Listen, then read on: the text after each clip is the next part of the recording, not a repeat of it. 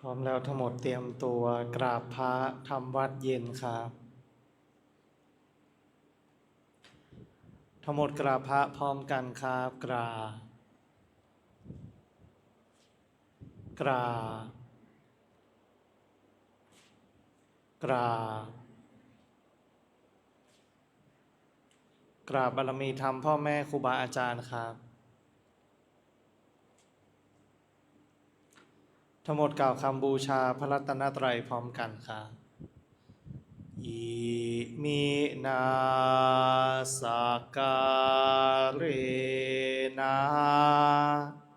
พุทธังอภิปู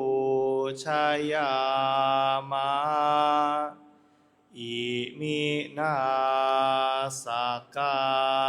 ระ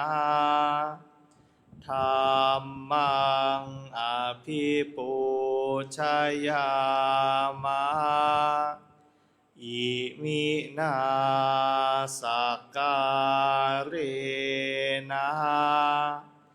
สังฆังอภิปูชยามะอะระหังสัมมาสัมพุทโธภคะวาพุทธังภคะวันตังอภิวาเทมิสวากขาโตภคะวตาธัมโมธัมมังนามัสสามิสุปฏิปันโนภะคะวะโตสาวกสังโฆสังฆังนะมามิหันธรรมยังพุทธัสสะภะคะวะโตปุพพภาคณมะการังกโรมาเซนะโมตัสสะภะคะวะโตอะระหะโตสัมมาสัมพุทธัสสะนะโมตัสสะภะคะวะโตอะระหะโตสัมมาสัมพุทธัสสะนะโมตัสสะภะคะวะโตอะระหะโตสัมมาสัมพุทธัสสะพุทธังสรณังคัจฉามิธัมมังสรณังคัจฉามิสังฆังสรณังคัจฉามิทุติยมปิพุทธังสรณังคัจฉามิทุติยมปิธัมมังสรณังคัจฉามิทุติยมปิสังฆังสรณังคัจฉามิตาติยมปิพุทธังสรณังคัจฉามิตาติยมปิธัมมังสรณังคัจฉามิตาติยมปิสังฆังสรณังคัจฉามิเปิดหนังสือไปหน้าที่12ครับหน้า12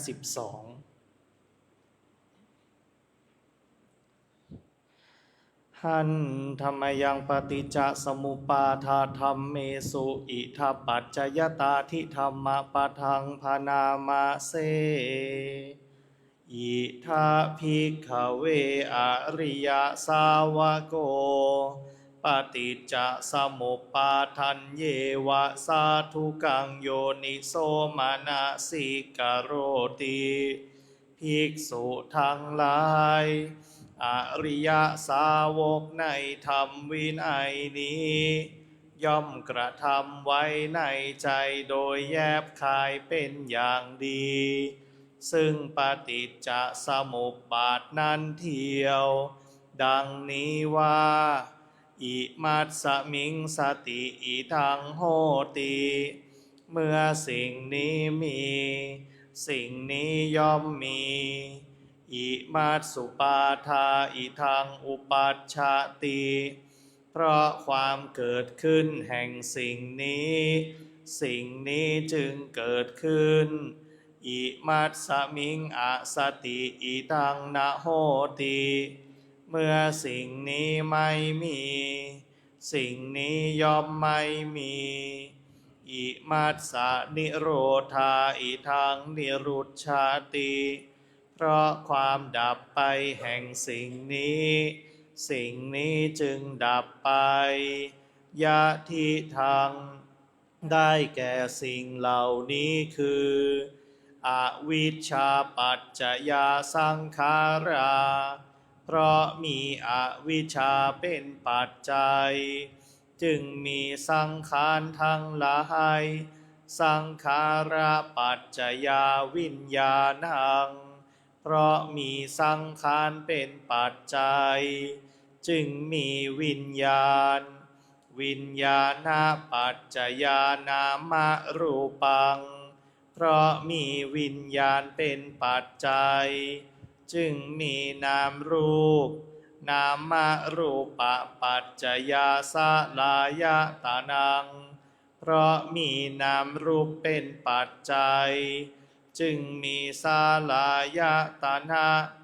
สลายตนะปัจจยาภัสโสเพราะมีสลายตนะเป็นปัจจัยจึงมีผัสสะผัสสะปัจจยาเวทนาเพราะมีผัสสะเป็นปัจจัยจึงมีเวทนาเวทนาปัจจยาตัณหาเพราะมีเวทนาเป็นปัจจัยจึงมีตัณหาตัณหาปัจจยาอุปาทานังเพราะมีตัณหาเป็นปัจจัยจึงมีอุปาทานอุปาทานาปัจจยาภโวเพราะมีอุปาทานเป็นปัจจัยจึงมีภพภาวะปัจจยาชาติเพราะมีภพเป็นปัจจัยจึงมีชาติชาติปัจจยาชรามรณังโสกะปริเทวะทุกขโทมนัสสุปายาสาสัมภวันติเพราะมีชาติเป็นปัจจัยชรามรณะโสกะปริเทวะทุกขโทมนัสอุปายาสะทางหลายจึงเกิดขึ้นครบถ้วนเอวะเมตัสสะเกวลัสสะทุกขคันทัสสะสมุทัยโยโหติความเกิดขึ้นพร้อมแห่งกองทุกข์ทั้งสิ้นนี้ย่อมมีด้วยอาการอย่างนี้อวิชชายตเววะอะเสสะวิราคะนิโรธาสังขาระนิโรโธเพราะความจางคลายดับไปโดยไม่เหลือแห่งอวิชชานั้นเทียวจึงมีความดับแห่งสังขารสังขาระนิโรธาวิญญาณนิโรโธเพราะมีความดับแห่งสังขารจึงมีความดับแห่งวิญญาณวิญญาณนิโรธานามรูปนิโรโธเพราะมีความดับแห่งวิญญาณจึงมีความดับแห่งนามรูปนามรูปนิโรธาสลายตนะนิโรโธเพราะมีความดับแห่งนามรูปจึงมีความดับแห่งสลายตนะสลายตนะนิโรธาผัสสะนิโรโธ เพราะมีความดับแห่งสาลายตนะจึงมีความดับแห่งผัสสะผัสสะนิโรธาเวทนานิโรโทเพราะมีความดับแห่งผัสสะจึงมีความดับแห่งเวทนาเวทนานิโรธาตัณหานิโรโทเพราะมีความดับแห่งเวทนาจึงมีความดับแห่งตัณหาตัณหานิโรธาอุปาทานานิโรโทเพราะมีความดับแห่งตัณหาจึงมีความดับแห่งอุปาทานอุปาทานานิโรธาภาวะนิโรโทเพราะมีความดับแห่งอุปาทานจึงมีความดับแห่งภพภาวะนิโรธาชาตินิโรโทเพราะมีความดับแห่งภพจึงมีความดับแห่งชาติชาตินิโรธาชรามรณังโสกะปริเทวะทุกขโทมนัสสุปายาสานิรุชชันติเพราะมีความดับแห่งชาตินั่นแลชรามรณะโสกะปริเทวะทุกขโทมนัสอุปายาสะทางหลายจึงดับสิ้นเอวะเมตัสสะเกวลัสสะทุกขคันทัสสะนิโรโทโหติติความดับลงแห่งกองทุกข์ทั้งสิ้นนี้ย่อมมีด้วยอาการอย่างนี้ดังนี้เปิดหนังสือไปที่หน้า83ครับหน้า83หันธรรมยังอุปนิสสะปะทังพนามาเสพระผู้มีพระภาคประทับอยู่ณพระเชตวันอารามของท่านอนาถบิณฑิกะเศรษฐีเขตพระนครสาวัตถีพระผู้มีพระภาคได้ตรัสว่าดูกระภิกษุทั้งหลายเมื่อเรารู้อยู่เห็นอยู่เราจึงกล่าวความสิ้นไปแห่งอาสวะทั้งหลายเมื่อเราไม่รู้ไม่เห็นเราก็มิได้กล่าวความสิ้นไปแห่งอาสวะทั้งหลายภิกษุทั้งหลายเมื่อเรารู้เราเห็นอะไรเล่าความสิ้นไปแห่งอาสวะทั้งหลายย่อมมีเมื่อเรารู้เราเห็นว่าดังนี้รูป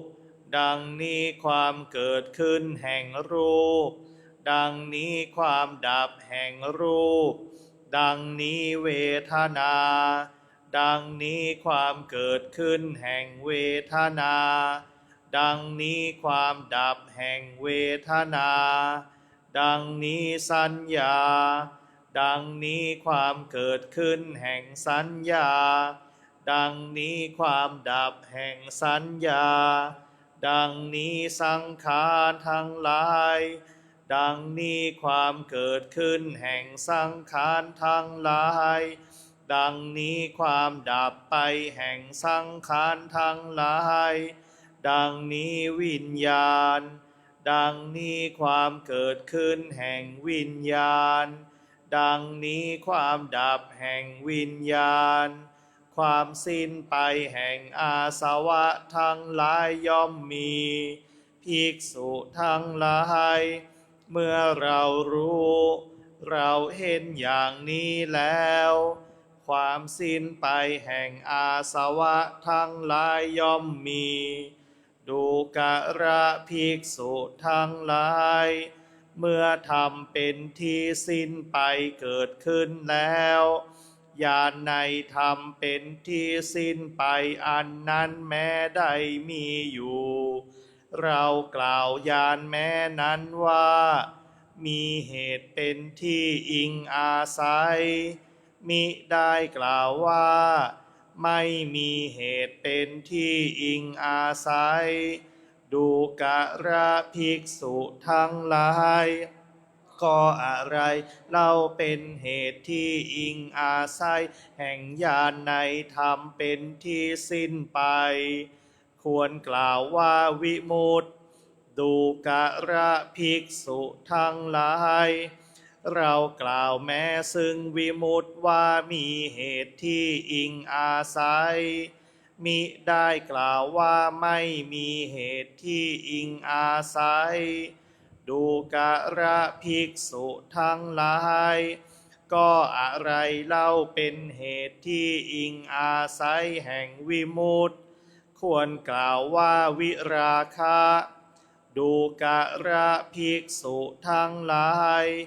เรากล่าวแม้ซึ่งวิราคะว่ามีเหตุที่อิงอาศัย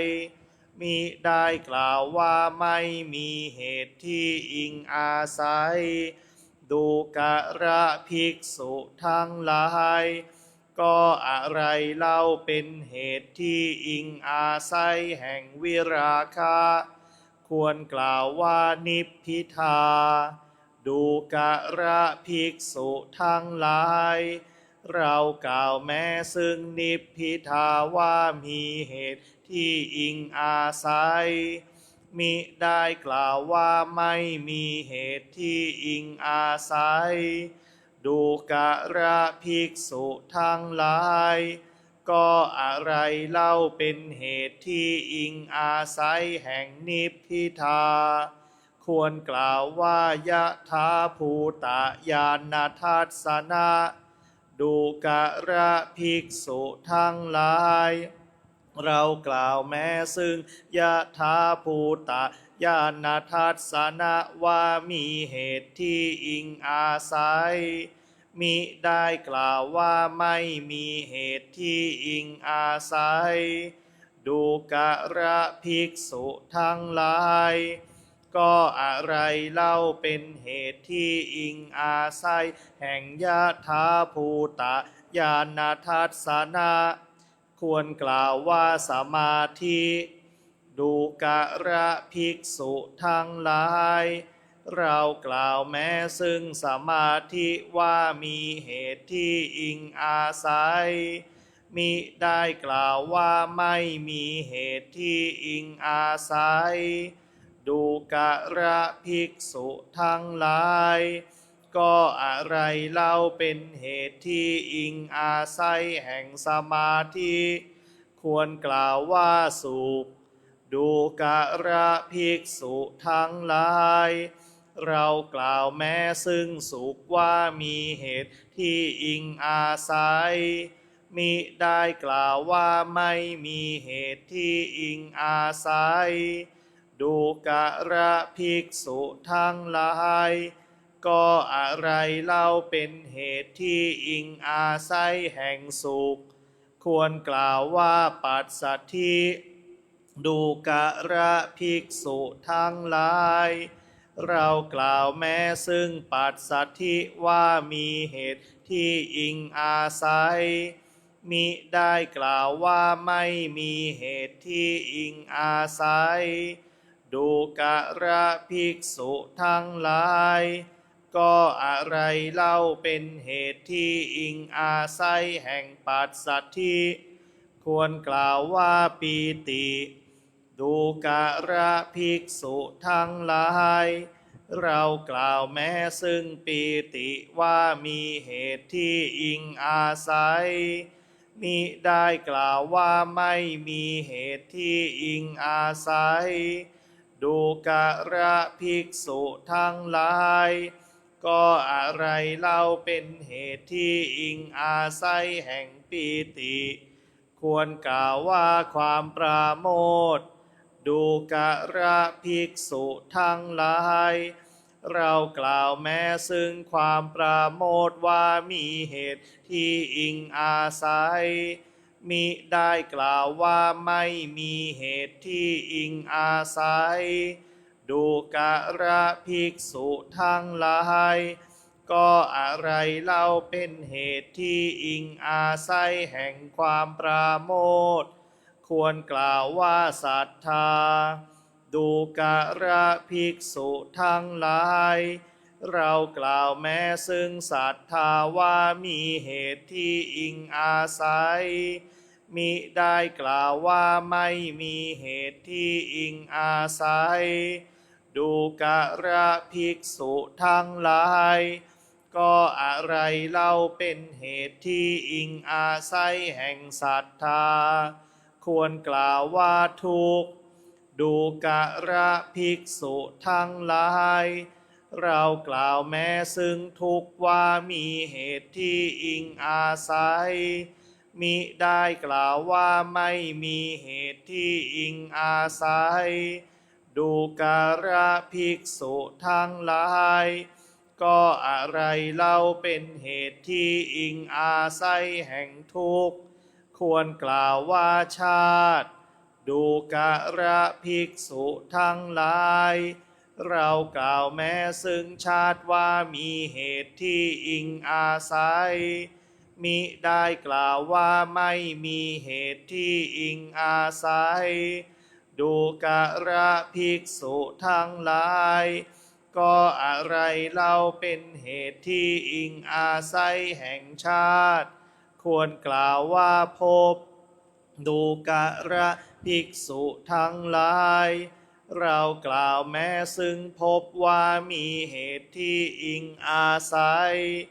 มิได้กล่าวว่าไม่มีเหตุที่อิงอาศัยดูกระภิกษุทั้งหลายก็อะไรเล่าเป็นเหตุที่อิงอาศัยแห่งภพควรกล่าวว่าอุปาทานดูกระภิกษุทั้งหลาย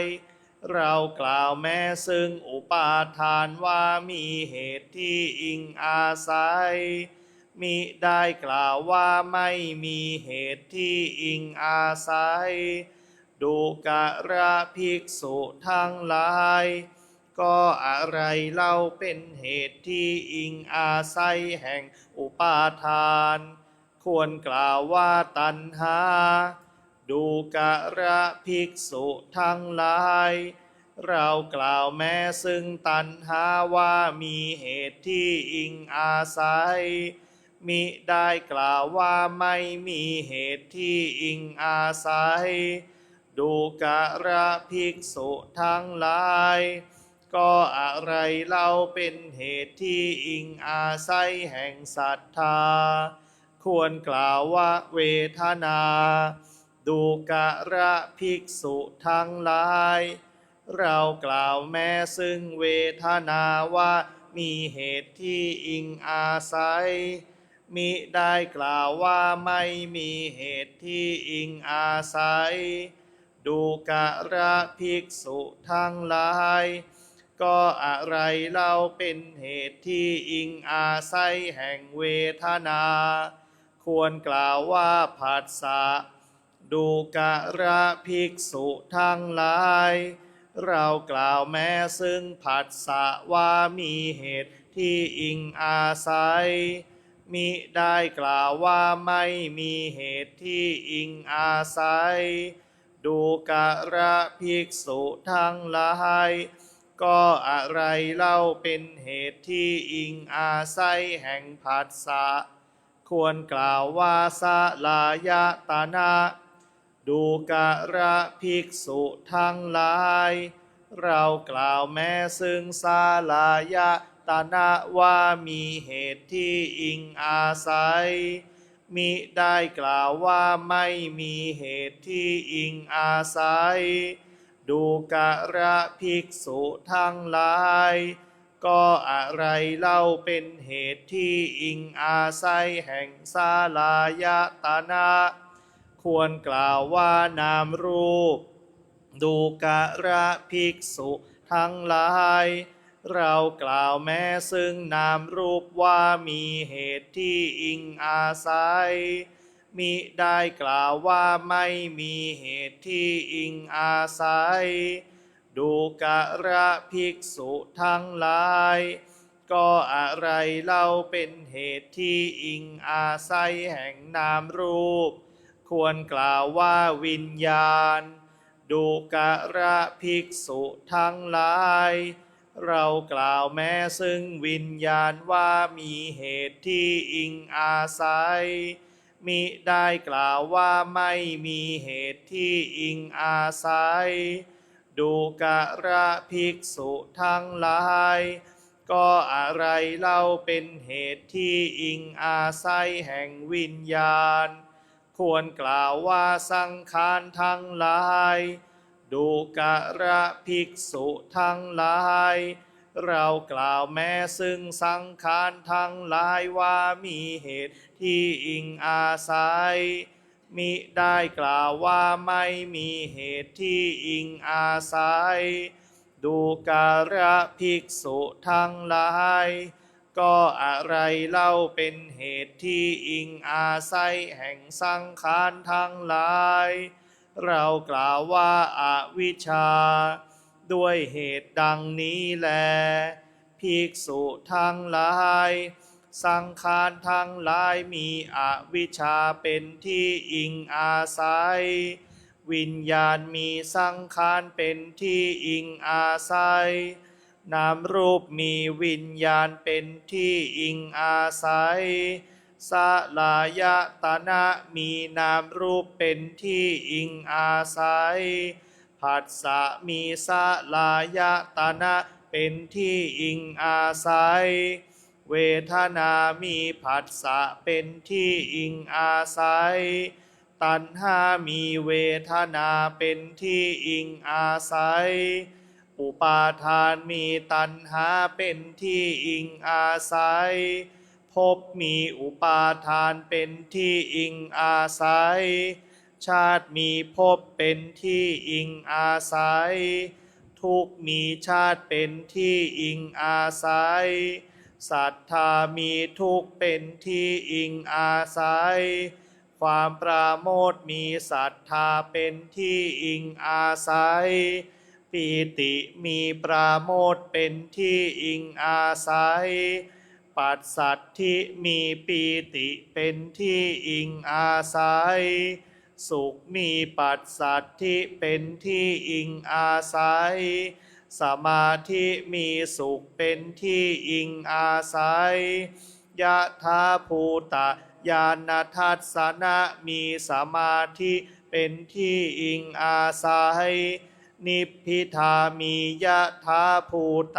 ญาณทัสสนะเป็นที่อิงอาศัยวิราคะมีนิพพิทาเป็นที่อิงอาศัยวิมุตติมีวิราคะเป็นที่อิงอาศัยญาณในธรรมเป็นที่สิ้นไปมีวิมุตติเป็นที่อิงอาศัยดูกระภิกษุทั้งหลายเมื่อฝนเมล็ดใหญ่ตกอยู่บนยอดภูเขาน้ำนั้นไหลไปตามที่ลุ่มยังซอกเขาระแหงและห้วยให้เต็มซอกเขาระแหงและห้วยทั้งหลายเต็มเปี่ยมแล้วย่อมยังน้องทั้งหลายให้เต็มน้องทั้งหลายเต็มเปี่ยมแล้วย่อมยังบึงทั้งหลายให้เต็มบึงทั้งหลายเต็มเปี่ยมแล้วย่อมยังแม่น้ำน้อยน้อยให้เต็มแม่น้ำน้อยน้อยเต็มเปี่ยมแล้วย่อมยังแม่น้ำใหญ่ใหญ่ให้เต็มแม่น้ำใหญ่ใหญ่เต็มเปี่ยมแล้วย่อมยังมหาลายสังขารทั้งหลายมีอวิชชาเป็นที่อิงอาศัยวิญญาณมีสังขารเป็นที่อิงอาศัยนามรูปมีวิญญาณเป็นที่อิงอาศัยสลายตนะมีนามรูปเป็นที่อิงอาศัยผัสสะมีสลายตนะเป็นที่อิงอาศัยเวทนามีผัสสะเป็นที่อิงอาศัย ตัณหามีเวทนาเป็นที่อิงอาศัยอุปาทานมีตัณหาเป็นที่อิงอาศัยภพมีอุปาทานเป็นที่อิงอาศัยชาติมีภพเป็นที่อิงอาศัยทุกข์มีชาติเป็นที่อิงอาศัยศรัทธามีทุกข์เป็นที่อิงอาศัยความปราโมทย์มีศรัทธาเป็นที่อิงอาศัยปีติมีปราโมทย์เป็นที่อิงอาศัยปัสสัทธิมีปีติเป็นที่อิงอาศัยสุขมีปัสสัทธิเป็นที่อิงอาศัยสมาธิมีสุขเป็นที่อิงอาศัยยะถาภูตะญาณทัสสนะมีสมาธิเป็นที่อิงอาศัยนิพพิทามียะถาภูตะญาณทัสสนะเป็นที่อิงอาศัยวิราคะมีนิพพิทาเป็นที่อิงอาศัยวิมุตติมีวิราคะเป็นที่อิงอาศัยญาณในธรรมเป็นที่สิ้นไปแห่งวิมุตติเป็นที่อาศัยชั้นนั้นเหมือนกันแลสำหรับการสวดมนต์สาธยายธรรมในช่วงเย็นเอาไว้แต่เพียงเท่านี้นะก่อนที่เราจะนั่งสมาธิภาวนาให้เราผ่อนคลายอิริยาบถกันก่อนนะขยับแขนขยับขาทำความรู้สึกตัวก่อนนะบิดซ้ายบิดขวาได้นะยืดแข้งยืดขาให้คลายจากความปวดความเมื่อยก่อนนะนี่บทนี้ก็เพิ่งสวดวันนี้วันแรกนะสืบเนื่องจากปฏิจจสมุปบาทใช่ไหมความเป็นเหตุเป็นปัจจัยที่อาศัยกันเกิดขึ้นนั่นแหละนะอันนี้ก็คือในบทที่แสดงให้เห็นความเป็นอนุโลมปฏิโลมนะพอดีวันนี้มีนะญาติโยมถามเข้ามาในเรื่องของอนุโลมและปฏิโลมนะก็เลยยกเอาสองบทนี้ขึ้นมาให้ดูนะให้สวดกันเพื่อจะได้เห็นว่าอนุโลมปฏิโลมเป็นยังไงนะก่อนที่เราจะนั่งสมาธิภาวนาให้เราอธิษฐานรับพระกรรมฐานพร้อมกันครับข้าพเจ้าขอตั้งจิตอธิษฐานด้วยสัจจะวาจาว่าข้าพเจ้าจะเป็นผู้มีสติมีสัมปชัญญะโดยกระทำไว้ในใจว่าข้าพเจ้าจะทำความรู้สึกตัวในขณะหายใจเข้ายาวในขณะหายใจออกยาวในขณะหายใจเข้าสั้นในขณะหายใจออกสั้นข้าพเจ้าจะอดทนอดกลั้นไม่หลงในความพอใจไม่ปฏิเสธความไม่พอใจจะระงับความอยากมีความอยากเป็นความไม่อยากมีความไม่อยากเป็นตลอดการนั่งสมาธิภาวนาอิมังกัมมัฏฐานังอธิษฐามิอิมังภาวนานังอธิษฐามิเรานั่งสมาธิภาวนานะมีสติคอยระลึกคอยรู้ตัวนะทำความรู้สึกตัวขณะที่นั่งอยู่ก็ทำความรู้สึกตัวหายใจเข้าทำความรู้สึกตัวว่ากำลังหายใจเข้าหายใจออกทำความรู้สึกตัวว่ากำลังหายใจออกนะมีสติอยู่กับกายมีสติอยู่กับลมหายใจลมหายใจเป็นส่วนหนึ่งของกายนะให้เรามีสติคอยระลึกคอยรู้อยู่อันข้างหลังโยมชวลิตขอปิดไฟให้หน่อยปิดไฟข้างหน้านี้ให้หน่อยครับมุมซ้ายปิดแถวบนทั้งหมดเลยนะขอปิดแถวบนทั้งหมดเลยนะแล้วก็แถว2ด้วยนะเบอร์5เนาะปิดแถวบนหมดเลยครับ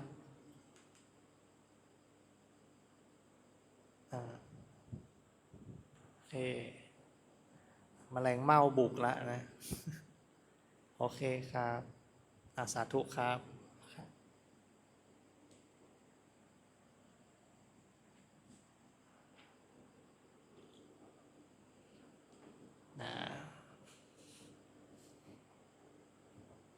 ให้เรามีสติรู้อยู่กับลมหายใจหายใจเข้ายาวรู้หายใจออกยาวรู้หายใจเข้าสั้นรู้หายใจออกสั้นรู้นะจริงๆอนุโลมปฏิโลมเนี่ยมันก็คือการขึ้นหน้ากับถอยหลังนั่นแหละนะไปข้างหน้ากับย้อนกลับนะแต่ในการย้อนกลับในที่นี้มันไม่ใช่การยูเทิร์นนะมันเหมือนกับทิศทางเรานะหันหน้าเหมือนเดิมนะแต่ถอยกลับนะอย่างเช่นพระเนี่ยพระสงฆ์เนี่ยเวลาบวชเวลาบวชเวลาอุปสมบทเนี่ยพระอุปชาท่านก็จะให้กรรมฐานเกสาโลมานักขาทันตาตะโจเนี่ยอันนี้เรียกอนุโลมนะไปข้างหน้าเกสาโลมาทันตานักขาทันตาตะโจแล้วก็มีย้อนกลับด้วยตะโจทันตานักขาโลมาเกสาผมขนเล็บฟันหนังฟันขนเล็บผมใช่ไหมผมขนเล็บขนผมอย่างเงี้ยนะไปหน้าและกลับหลังอันนี้เรียกอนุโลมปฏิโลมนะคือขึ้นหน้าไปนะเหมือนเรานับเลขก็เป็น1 2 3 4 5ก็กลับก็เป็น5 4 3 2 1นะ1 2 3 4 5เนี่ยอนุโลมคือไปข้างหน้า5 4 3 2 1คือปฏิโลมย้อนกลับมาข้างหลังนะในทางปฏิบัติก็เหมือนกันนะเวลาเราพิจารณาด้วยปัญญาเนี่ยมันต้องได้ทั้งสองฝั่งนะขาไปและขากลับนะขาไปและขากลับคือยังไงทำไมเราต้องพิจารณาทั้งสองอย่างนี้ทั้งอนุโลมและปฏิโลมนะเวลาปัญญามันเกิดนะมันจะเห็นทั้งอนุโลมและปฏิโลมเพราะอะไรเราเห็นการเกิดนะอย่างเช่นเราเห็นว่าทุกข์มันมาได้ยังไงอ่ะเห็นไหมนะทุกข์มันมีมาแต่เหตุเห็นไหมนะทุกข์มันมีมาแต่เหตุดับเหตุก็ดับทุกข์อย่างเงี้ยเห็นไหมเราดูจากอะไรทุกข์มันเกิดนะดูจากทุกข์มันเกิดทุกข์มันมีเหตุของมันนั่นแสดงว่ามีเหตุซึ่งนำไปถึงความทุกข์ได้ก็เหมือนปฏิจจสมุปบาทเห็นไหมอาศัยกันเกิดขึ้นนะถ้าไม่มีเหตุไม่มีทุกข์หรอกนะเหตุของทุกข์คือความอยาก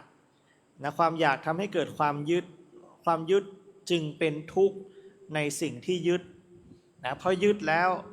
มันไม่ได้ยึดแล้วมันไม่มีไม่เป็นยึดแล้วมันเป็นสิ่งที่ไม่ชอบนะยึดแล้วมันปรารถนาไม่ได้อย่างเงี้ยมันจึงเกิดความทุกข์นะอันเนี้ยเหมือนกันนะเป็นหลักของการอนุโลมปฏิโลมนะแล้วเราจะเห็นรายละเอียดของธรรมที่มันปรากฏในแต่ละหมวดนะหรือถ้าเป็นหนังสือเล่มเดิมนะมันจะมีอยู่นะแต่เล่มใหม่ไม่ได้ใส่เข้าไปนะแผนผังนะของปฏิจจสมุปบาทนะที่เราสวดกันไปเมื่อกี้นะแต่อันนี้ท่านปฏิโลมก็คือถอยจากหลังมานะเริ่มจากวิมุตติคือหลุดพ้นละใช่ไหมนะนิพพานนั่นแหละนะถอยกลับมาจากอะไรล่ะไม่มาจากญาณอย่างรู้มีญาณอย่างรู้ไปถึงนิพพานได้ไหมนะธรรมที่ทำให้สิ้นไปซึ่งอาสวะเนี่ยมีเหตุมาจากการหลุดพ้นเพราะหลุดพ้นจึงรู้ว่าหลุดพ้นแล้วนะย่อมมีญาณอย่างรู้ว่าหลุดพ้นแล้วนั่นแหละคือญาณอย่างรู้ญาณอย่างรู้ว่าหลุดพ้นแล้วจะต้องเกิดจากอะไรก็เกิดจากการหลุดพ้นก่อนมันต้องหลุดพ้นก่อนถึงจะรู้ว่าหลุดพ้นแล้วอย่างเงี้ยนะจะหลุดพ้นได้ยังไงล่ะหลุดพ้นจากวิราคะนะสิ้นความอยากหมดเจตนาแล้ววิราคะราคะคือความอยากเห็นไหมหมดราคะก็วิราคะเนี่ยพอหมดความอยากมันก็หลุดพ้นได้หมดอุปทานในขันธ์ห้าก็หลุดพ้นได้อย่างเงี้ยนะย้อนกลับมาวิราคะนิพพิทาก็คือความเบื่อหน่ายเห็นไหมเพราะเบื่อหน่ายก็เลยหมดความอยากอย่างเงี้ยเห็นไหมเพราะเบื่อหน่ายก็เลยหมดความอยากอันนี้ย้อนกลับนะที่หมดความอยากเพราะความเบื่อหน่ายที่เบื่อหน่ายเพราะยถาภูตญาณทัสสนะคืออะไรปัญญาในการรู้เห็นนะปัญญาในการรู้เห็นตามความเป็นจริงนะเรียกว่ายถาภูตญาณทัสสนะปัญญาในการรู้เห็นตามความเป็นจริงนะปัญญาในการรู้เห็นตามความเป็นจริงมีเหตุมาจากอะไรอาศัยอะไรอาศัยสมาธิ แม้อาศัยจิตที่ตั้งมั่นจึงจะเห็นความเป็นจริงได้เมื่อจิตตั้งมั่นเห็นความเป็นจริงจึงเกิดปัญญาคือความเข้าใจว่ามันเป็นอย่างนั้นว่ามันเป็นอย่างนั้นเนี่ยเกิดจากสมาธิสมาธิมีเหตุมาจากอะไรเหตุแห่งสมาธิคือความสุขความสุขเป็นเหตุใกล้ให้เกิดสมาธิเห็นไหมนี่แหละคือสิ่งที่อธิบายไว้สมาธิมีความสุขมาจากเหตุเป็นเหตุนะสมาธิมีเหตุก็คือความสุขแล้วความสุขเกิดจากอะไรความสุขเกิดจากปัสสัทธิปัสสัทธิคือความสงบระงับเห็นไหมสงบระงับหมดภาระละเป็นสุขแล้วเห็นไหมความสงบระงับเกิดจากอะไรเกิดจากปีติเห็นไหมปัสสัทธิมีเหตุมาจากปีติปีติคือความปลื้มใจความอิ่มเอิมใจความซาบซ่านนะปีตินั้นเกิดจากอะไรเกิดจากความยินดีก็คือปราโมทย์เห็นไหมปราโมทย์เกิดจากอะไรเกิดจากศรัทธาศรัทธาในพระพุทธพระธรรมพระสงฆ์มีความยินดีแล้วไม่มีความยินดีมีความปลื้มใจเห็นไหมไล่ระดับขึ้นไปจึงเกิดอะไรความสงบระงับเนี่ยทำให้เกิดความสุขอาการเหล่านี้ก่อขึ้นไปทำให้เกิดความสุข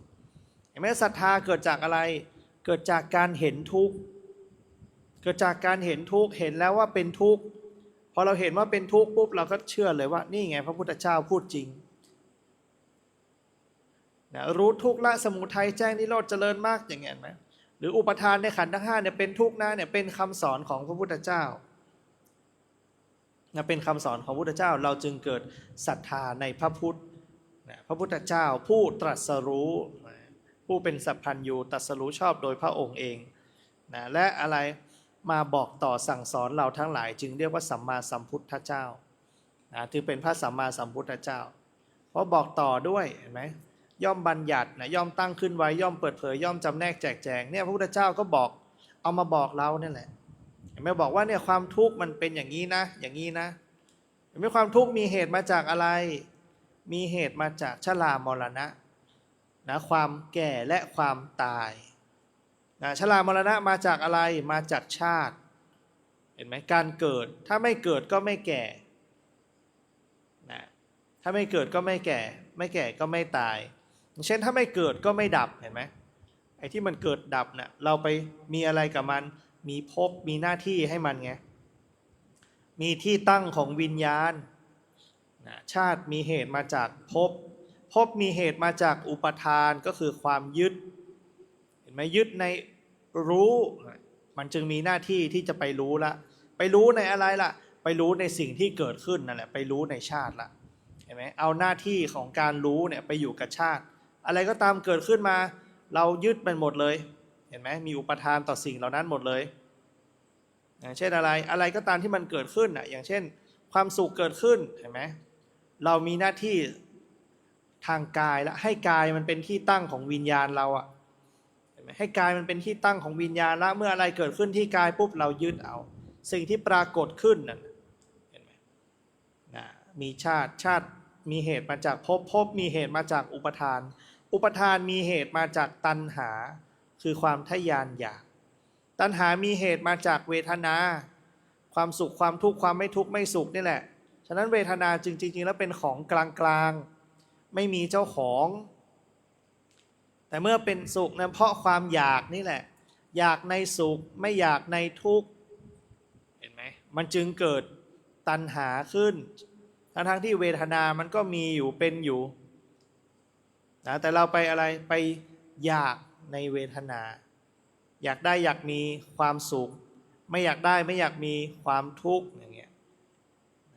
ทีนี้เวทนาเกิดจากอะไรล่ะอารมณ์เนี่ยเกิดจากผัสสะเกิดจากการกระทบ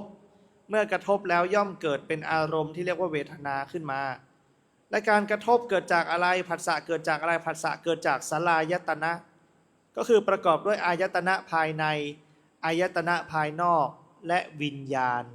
ที่ไปรับรู้ทางช่องทางอายตนะนั้นอย่างเช่นตากับรูปตาคืออายตนะภายใน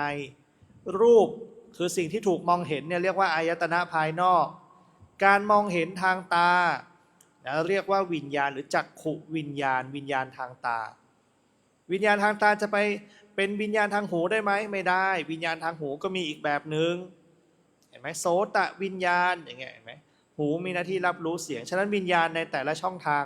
จึงทำหน้าที่รู้ในต่างๆกันรู้ในสิ่งเห็นไหมนามรูปมีนามธรรมกับรูปธรรมเกิดขึ้นหรือเรียกว่ามีขันธ์ห้าเกิดขึ้นนั่นแหละเห็นไหม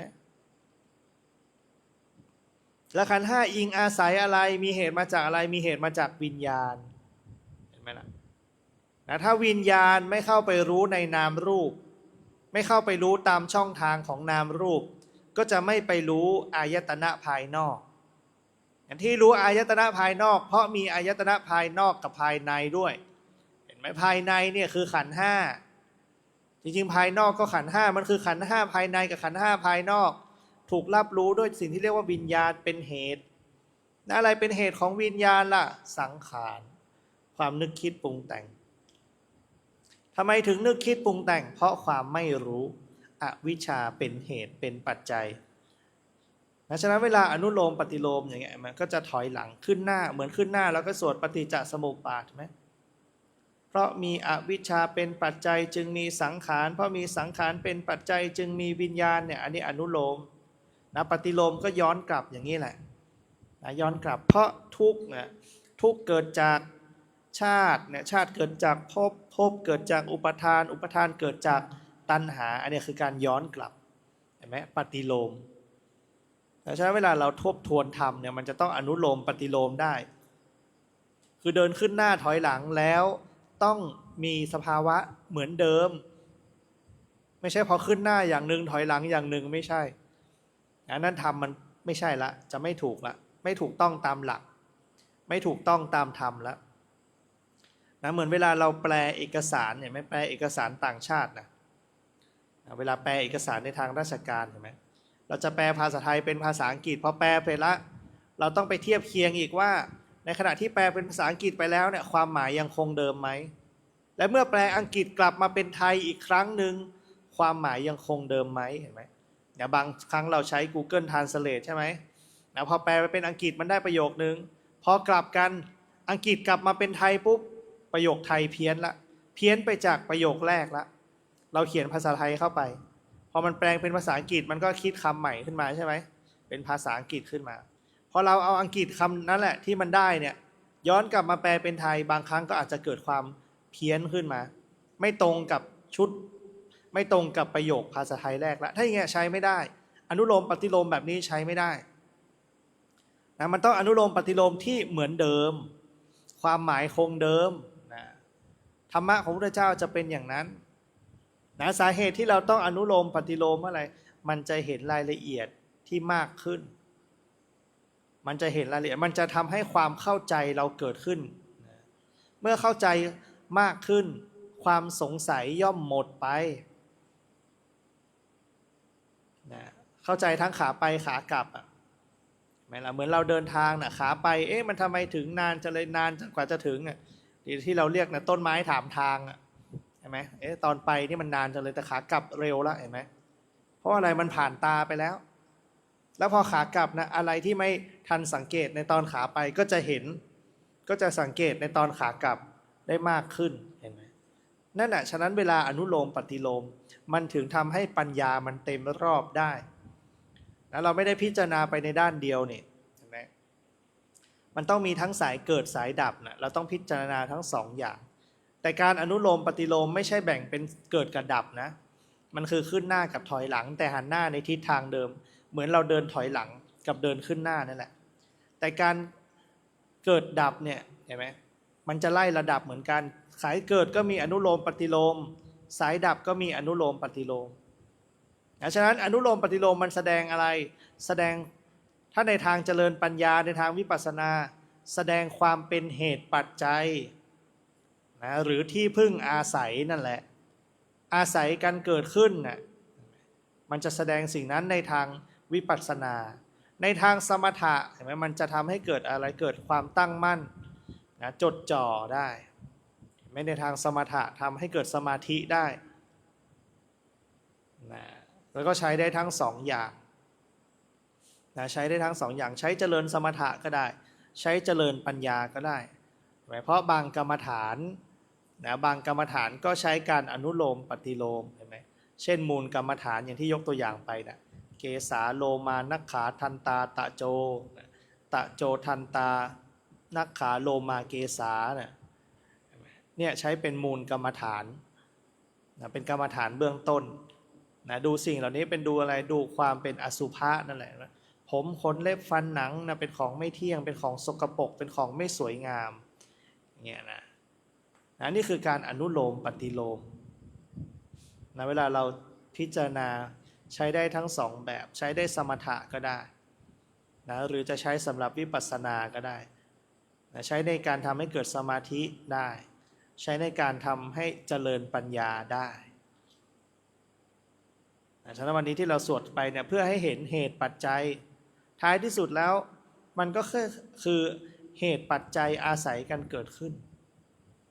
เมื่อเราเห็นเหตุปัจจัยเห็นการอนุโลมปฏิโลมเนี่ยเมื่อเรารู้ว่ามันอนุโลมปฏิโลมได้เราจะเห็นมันเป็นเหตุปัจจัยอาศัยกันเกิดขึ้นนั่นแสดงอะไรแสดงคำที่เรียกว่าอากาลิโกนะหลายคนยังเข้าใจคำว่าอากาลิโกผิดนะจะไปเข้าใจว่านะเมื่อไหร่ก็ได้นะจริงๆมันก็เหมือนจะถูกนะมันถูกแหละ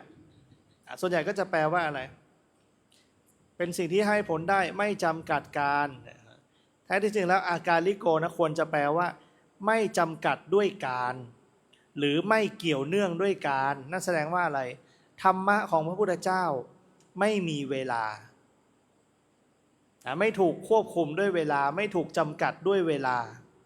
เพราะความจริงยังไงก็เป็นความจริงอยู่วันยังค่ำนั่นแหละจึงไม่มีเวลาไม่ถูกจำกัดด้วยเวลา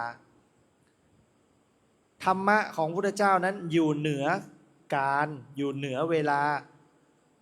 เพราะไม่ถูกจำกัดด้วยเวลาแสดงว่าอะไร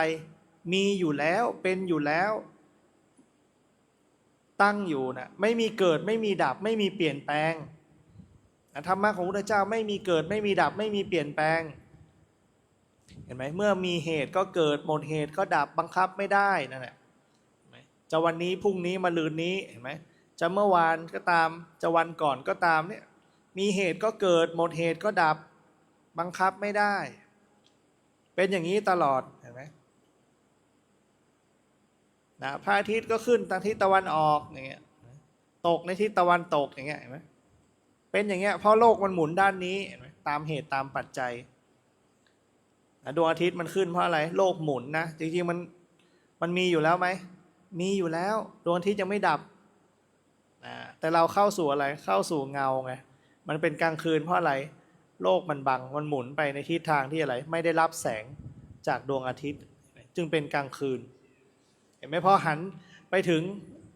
ปหาดวงอาทิตย์ก็จะเป็นกลางวันอย่างเงี้ยเห็นไหมทั้งที่ความเป็นจริงดวงอาทิตย์ดับไหมไม่ดับดวงอาทิตย์เหมือนเดิมเหมือนกันธรรมะก็อยู่อย่างเดิม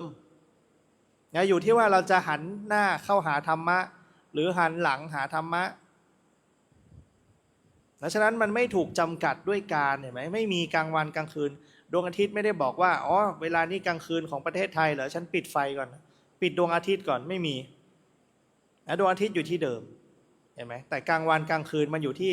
เราหันหน้าหันหลังให้ต่างหากนั่นแหละคือธรรมะเหมือนกันธรรมะก็มีอยู่แล้วคือความตั้งอยู่แห่งธรรมดาคือความเป็นกฎตายตัวแห่งธรรมดาอยู่ที่ว่าอะไรเราจะดูหรือไม่ดูฉะนั้นไม่เกี่ยวข้องกับเวลาเมื่อไหร่เราดูเราจะเห็นธรรมเมื่อไหร่เราไม่ดูก็ไม่เห็นธรรมเหมือนกันอย่างตอนเนี้ยถ้าเราหลับตาเราก็ไม่เห็นอะไรละเห็นไหมที่เราอ่านออกเพราะเราอะไรดูที่เราเห็นทางเพราะเราดูถ้าเราหลับตาไม่ได้ดูก็ไม่เห็นแล้วเหมือนกันธรรมะก็อย่างนั้นแหละอยู่ที่ว่าเมื่อไหร่เราจะดูเราจะพิจารณาเมื่อไหร่ที่ยถาภูตายานทัศนะเกิดจากอะไรเกิดจากสมาธิเกิดจากความตั้งมั่นไงตั้งมั่นเพื่ออะไรเพื่อเป็นผู้รู้ผู้ดูตั้งมั่นเพื่อให้จิตมันไปรู้ไปดูนั่นแหละเพื่อให้เห็นจิต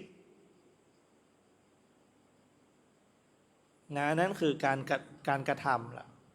เห็นไหมเวลาปฏิบัติมันเป็นอย่างนั้นการปฏิบัติจึงเป็นการดูเฉยๆนั่นแหละนะมันถึงต้องตั้งมั่นแต่ถ้าเราไม่ตั้งมั่นก็คือการอะไรหันหน้าหามันไปเรื่อยๆนะวิ่งหาไปเรื่อยๆนะฉะนั้นเวลาอนุโลมปฏิโลมใช้อย่างเงี้ยนะให้เราได้พิจารณามันทั้งสองด้านเห็นไหมในสองด้านยังน้อยไปนะมันยังไม่เต็มรอบง่ายๆแต่ให้เราดูอย่างเงี้ยตามหลักอย่างเงี้ยแหละทุกอย่างเป็นไปตามเหตุตามปัจจัยเนี่ยอาศัยกันเกิดขึ้นเห็นไหมไม่ว่าจะดูด้านไหนเห็นไหมดูขึ้นหน้าดูถอยหลังมันก็อาศัยกันเกิดขึ้นนะเป็นไปตามเหตุตามปัจจัยนะอาศัยกันเกิดขึ้นเห็นไหมนี่แหละคือหลักอิทัปปัจจยตาปฏิจจสมุปบาทนะเป็นธรรมที่เป็นสัจจะนะเป็นความจริงเป็นคำที่แสดงความเป็นโลกนะแสดงทุกสิ่งในโลกว่ามันอาศัยกันเกิดขึ้น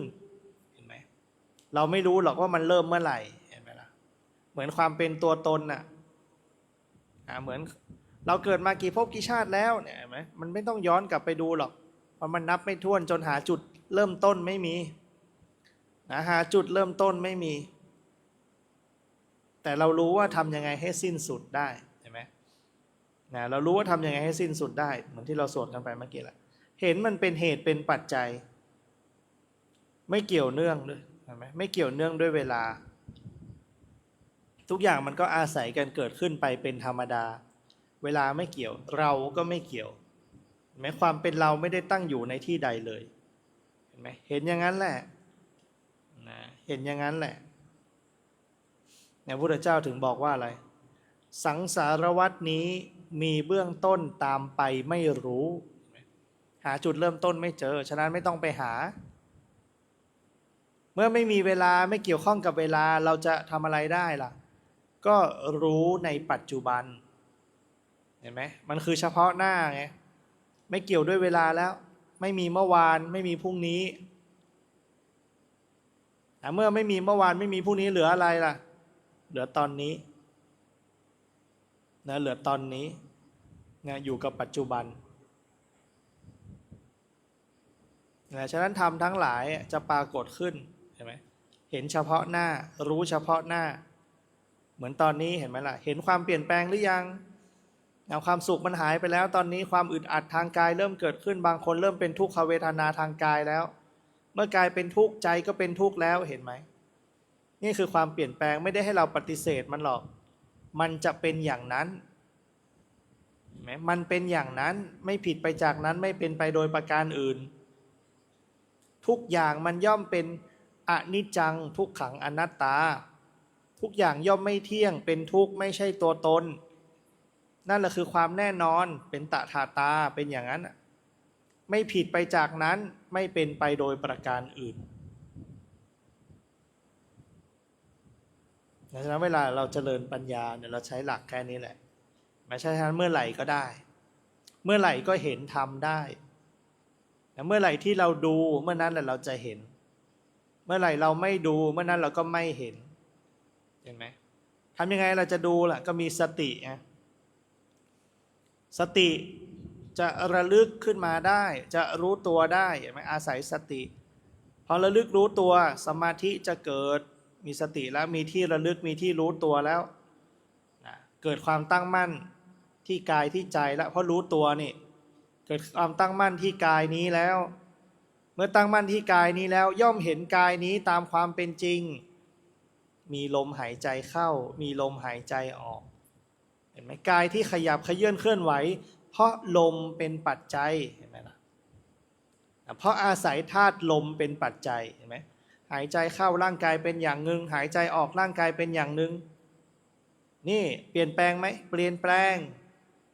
อยู่ในสภาพเดิมได้ไหมไม่ได้ควบคุมได้ไหมไม่ได้นี่ไงแสดงความเป็นไตรลักษณ์ให้เราได้เห็นละไม่เป็นไปตามเหตุตามปัจจัยนี่แหละเป็นปฏิจจสมุปบาทแล้วเ เป็นอิทัปปัจจยตาปฏิจจสมุปบาทแล้วนะฉะนั้นสรุปได้ว่ายังไงเป็นเช่นนั้นนะเป็นอย่างนั้นไม่ผิดไปจากนั้นไม่เป็นไปโดยประการอื่นแต่เมื่อสิ่งใดไม่เที่ยงสิ่งนั้นเป็นทุกข์สิ่งไหนเป็นทุกข์สิ่งนั้นไม่ใช่เราไม่เป็นเราไม่ใช่ตัวไม่ใช่ตนของเรานะวันนี้พอสมควรแก่เวลาให้เรามีสติรู้ลมหายใจออกมีสติรู้ลมหายใจเข้ามีสติรู้กายทำความรู้สึกตัวผ่อนคลายอิริยาบถ